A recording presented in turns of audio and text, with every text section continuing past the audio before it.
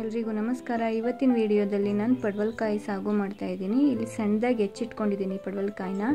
ಈರುಳ್ಳಿ, ಹಸಿಮೆಣಸಿನಕಾಯಿ, ಕರಿಬೇವಿನ ಸೊಪ್ಪು ಒಗ್ಗರಣೆಗೆ.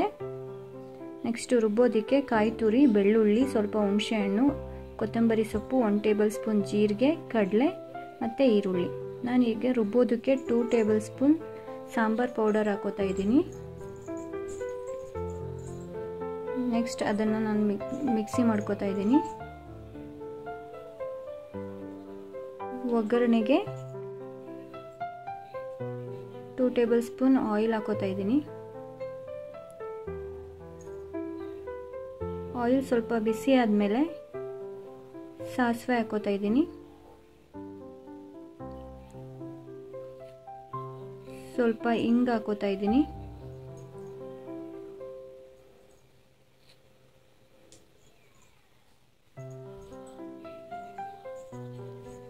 ನೆಕ್ಸ್ಟು ಹಸಿಮೆಣಸಿನಕಾಯಿ ಹಾಕೋತಾ ಇದ್ದೀನಿ.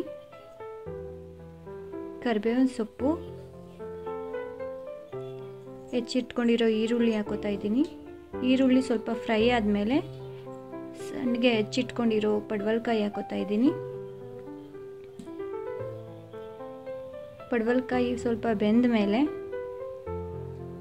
ರುಬ್ಬಿಟ್ಕೊಂಡಿರೋ ಮಸಾಲ ಹಾಕೋತಾ ಇದ್ದೀನಿ. ಇವಾಗಲೇ ಸ್ವಲ್ಪ ನೀರು ಕೂಡ ಸೇರಿಸ್ಕೋತಾ ಇದ್ದೀನಿ.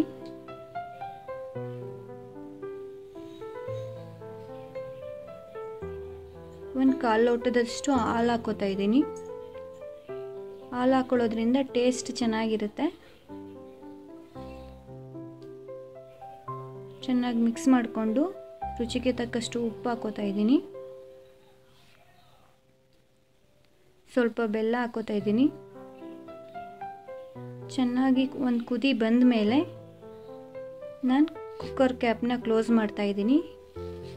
ಒಂದು ವಿಜಿಲ್ ಆದಮೇಲೆ ಆಫ್ ಮಾಡಿದ್ರೆ ಸಾಗು ರೆಡಿ ಆಗಿರುತ್ತೆ.